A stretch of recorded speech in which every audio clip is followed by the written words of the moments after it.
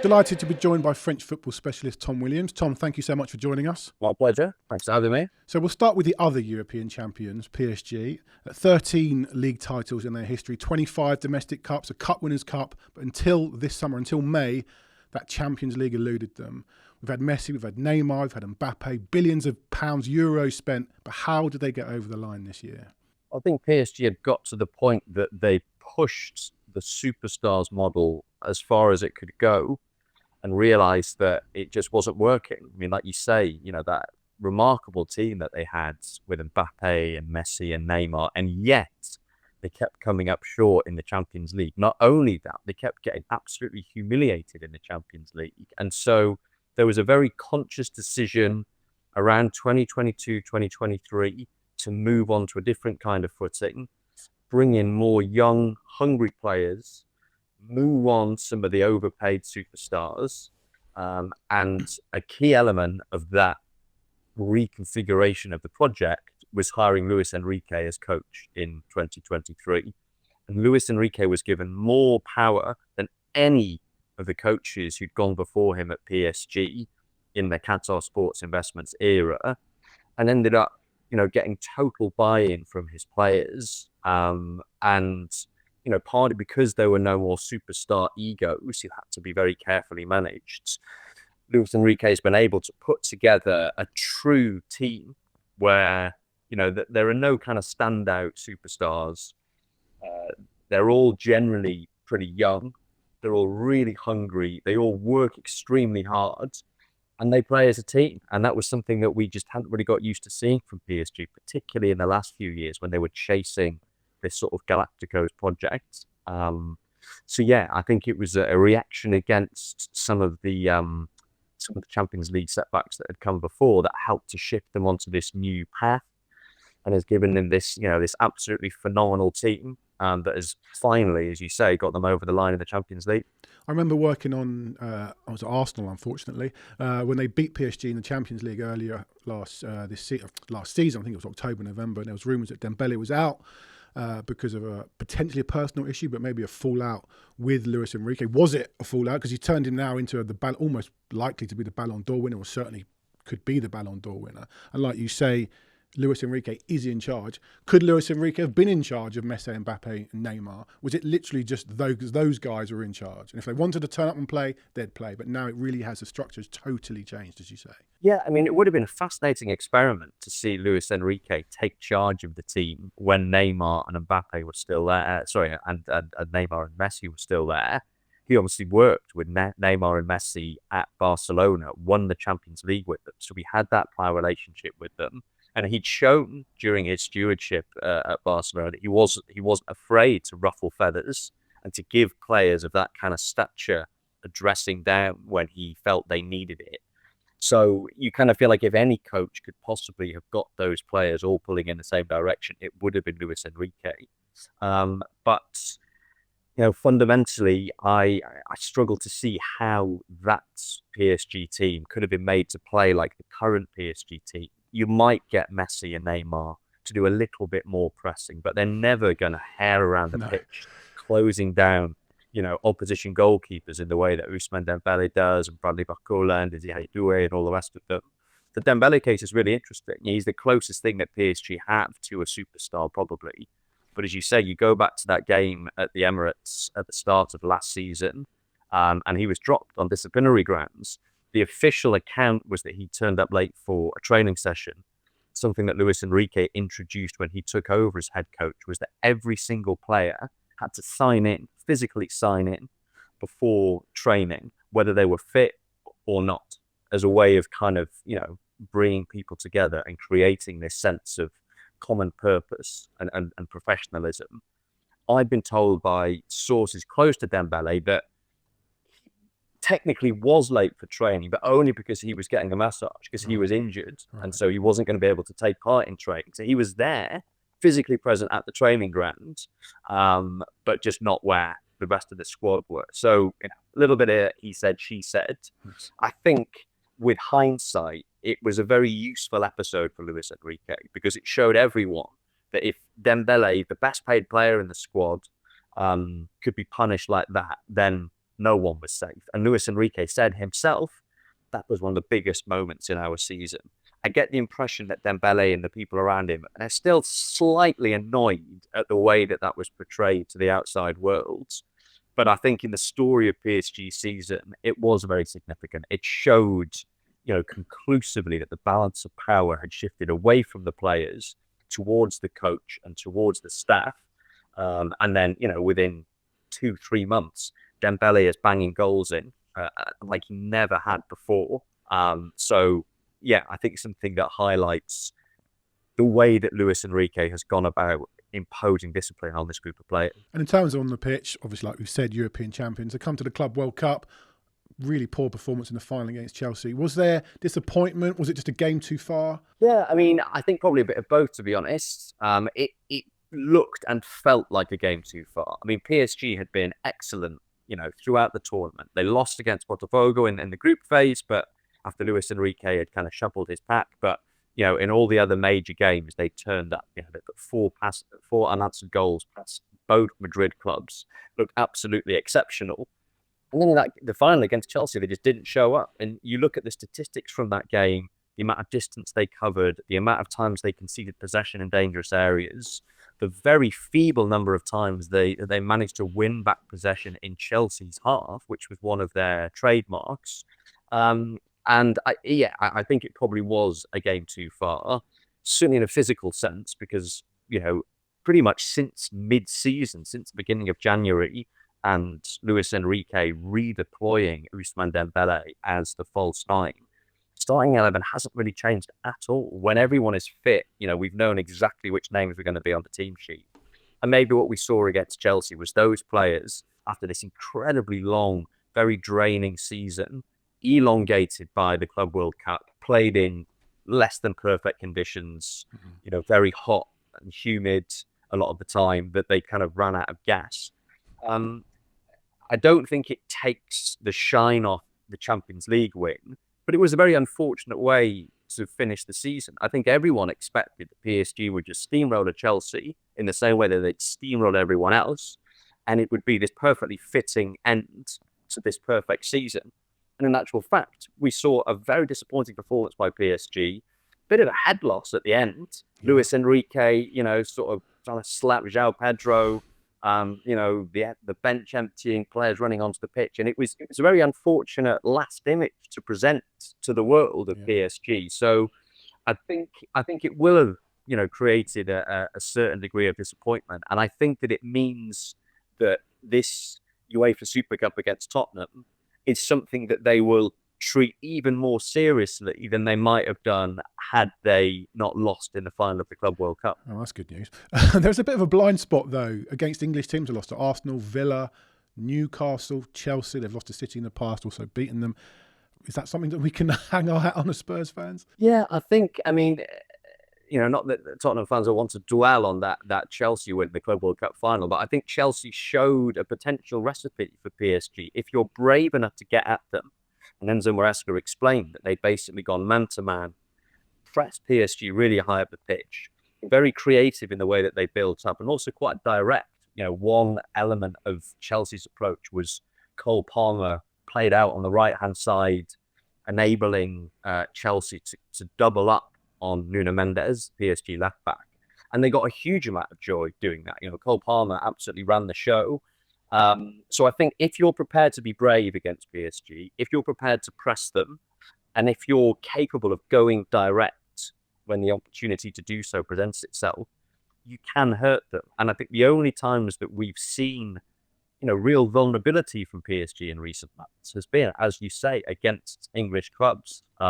You go back to the second leg against Aston Villa in the quarterfinals. They were this close to going out of the Champions League. If Gianluigi Donnarumma doesn't produce the performance of a lifetime, chances are that they get taken to extra time at the very least and may well have been eliminated. So, you can get at this team, and English clubs have enjoyed success playing in that way, but at the same time, PSG are super dangerous. So you have to do it very carefully, and they are a team who can punish teams.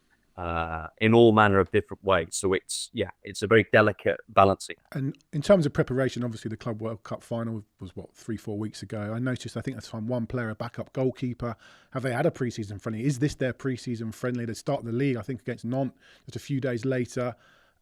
How are preparations? Have they just been a bit delayed? And do you expect to see any players coming in? Yeah, I mean, I think this could potentially be the big advantage, and this will be the big advantage that Tottenham have, in that Tottenham have had a proper pre-season, and the players have had a proper break, and they are approaching this campaign like a conventional league campaign. PSG have had a really complicated summer. You know, the Club World Cup final was 3 weeks ago. They have resumed pre-season training today, Wednesday, as we record this. So the players are going to be completely undercooked. They've had no pre-season friendlies. They will have had a week of training, and then they're playing in the UEFA Super Cup. I mean, this is the start of their season. So they are not going to be anywhere near where they would ordinarily be expect to be at this stage of the season. I guess on the flip side, you could say, well, this is the best team in Europe. Yeah. They've got a very young squad. It shouldn't take, young players like Desiré Doué, like João Neves, like Nuno Mendes, much time to get up to speed. But certainly in terms of physical preparation, they are miles behind Tottenham, at this stage of proceedings. They have been very quiet in the transfer window. The two signings that look the most imminent are Ilya Zabarnyi, the Bournemouth centre-back. He agreed personal terms weeks ago, and the clubs have been wrangling over the details of the deal. It also looked as if PSG are going to go after Lucas Chevalier, the Lille goalkeeper, one of the most highly regarded goalkeepers in Europe, and someone who they've had their eye on for a little while. There was a feeling that Donnarumma, in being so exceptional last season and being such a key man in the Champions League in particular, had shown that he could be, PSG's goalkeeper for the foreseeable future.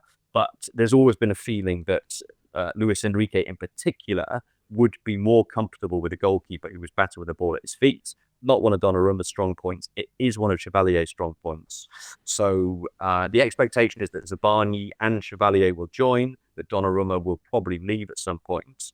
But neither of those deals have gone through. They may not have gone through by the time the UEFA Super Cup comes around. So it's basically the exact same group of players as finished last season, albeit, having had 3 weeks off and only just now returned to pre-season training. So physically, at least, they look like they're going to be pretty undercooked. Is there any threat to them domestically? I mean, another canter to the league last season. Monaco signed Pogba, and I don't know if they put some money in again, but is there really any threat to the league and a title? I mean, the temptation is to say no because, the last few years in particular, PSG have just steamrolled the league completely. But, there are clubs who look like they are, getting stronger and potentially getting closer to PSG. You mentioned Monaco, who are back in the Champions League, got a really exciting young team, and they've added real, top-level experience and quality in Eric Dyer. Of course, Paul Pogba. Ansu Fati's come in as well. So they look like they're going to be stronger than they were last season. The other one are Marseille, who had a fantastic season under Roberto De Zerbi last season. I've got to ask you about Højbjerg. How did he get on there? Yeah. I mean, he's had a huge impact since he came in. Became one of Roberto De Zerbi's on-field lieutenants as soon as he arrived. Started pretty much every game. And he's one of the kind of Champions League level players who Marseille have been able to bring in. Adrien Rabiot is another one. And it's kind of moved them onto a higher footing than what we've been used to seeing from Marseille in recent seasons. They've carried on signing players this summer. Angel Gomez has come in from Lille, from a Manchester United midfielder. And they're linked with players constantly. So they look like they're going to be stronger. Monaco look like they're going to be stronger. You go back to last season, at Christmas time, Marseille were only 4 points behind PSG in the table and then kind of fell away in the second half of the season. So there is a universe in which PSG start the season slowly because they've not had any kind of pre-season, because their players are all undercooked, because they've not managed to get their signings in early. Marseille and Monaco managed to start the season quickly and put them under pressure. And perhaps we see a different kind of outcome. I mean, if you were putting money on it, you would not put it anywhere than on PSG. But, it feels like the big clubs that you would like to see challenging PSG are getting stronger and looking more like potential challengers. But for anyone to really challenge PSG in the title race in Liga, we also need PSG to kind of slip back a little bit. And given how remarkable they were last season, it's hard to envisage that.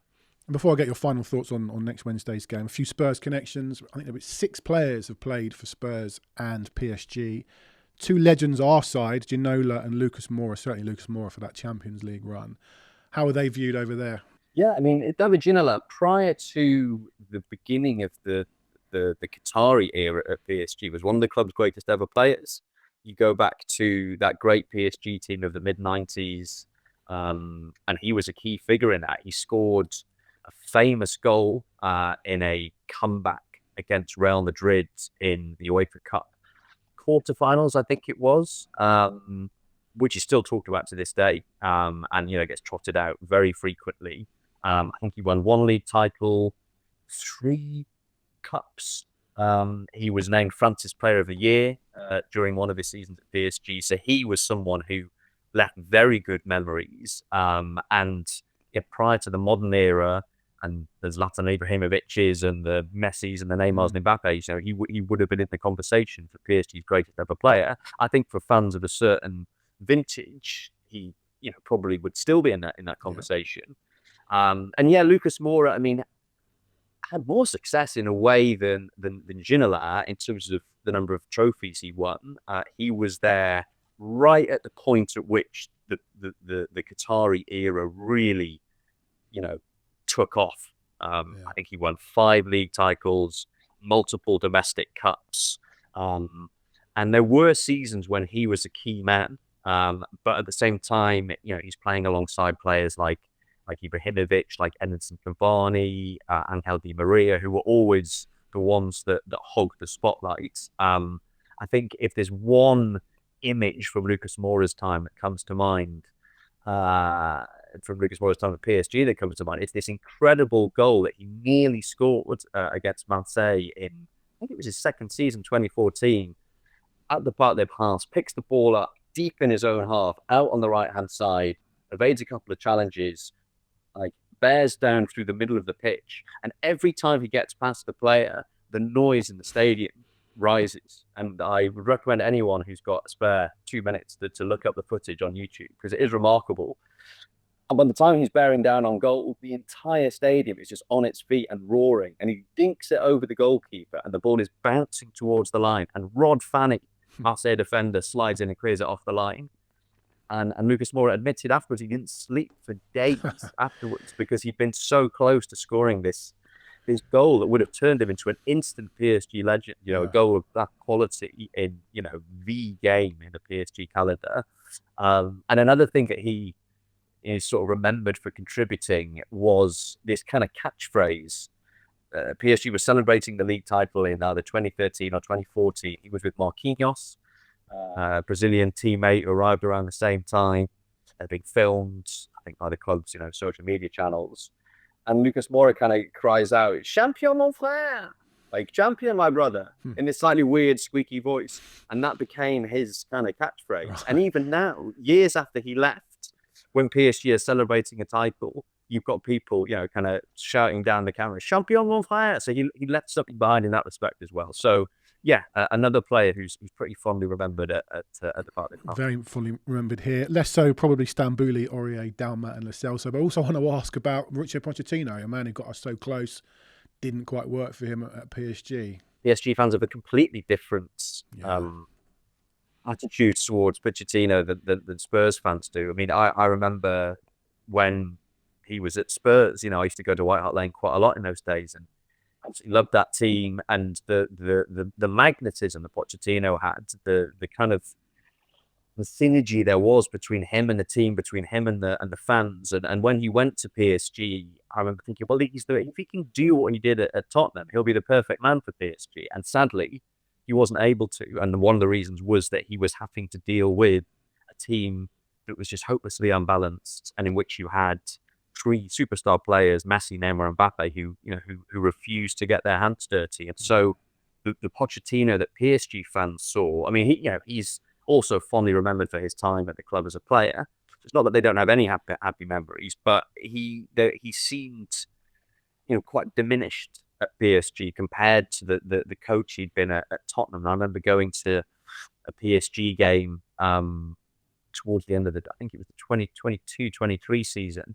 They'd just beaten Marseille at home. They were basically assured of the league title. It was Pochettino's first ever league title. And he could not have looked more miserable. Sat there, shoulders slumped through the press conference, one-word answers, and that spark, that charisma that we all remember from him at Tottenham, just wasn't there. So it was quite sad, really. So, yeah, unfortunately, PSG fans didn't see the best of him. But he got a league title. I think he won the Coupe de France as well. So, given the amount of stick he got in his Spurs days for never winning things, I think for him personally, it was quite an important step in his career. Finally getting a bit of silverware in the cabinet. And how do you see it going in Udine? How many do you think Spurs will win by? Yeah, I mean, I think given the huge difference in terms of the way the two teams are prepared, I don't think it would be an enormous surprise if Spurs were to come out on top. I mean, on paper, PSG are clearly a superior team, but their preparation for this has been very complicated. So I think it'll be close. My hunch is that PSG will probably still, will probably still win it. But I don't think it'll be more than the odd goal.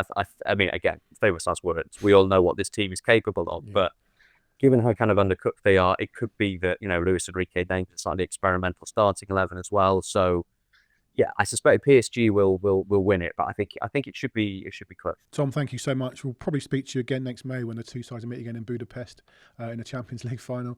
I look forward to it. Count me in. But it's been great to talk to you about PSG and the connections and all the things about the club. Really interesting, and thank you so much for joining us. My pleasure. Thanks very much.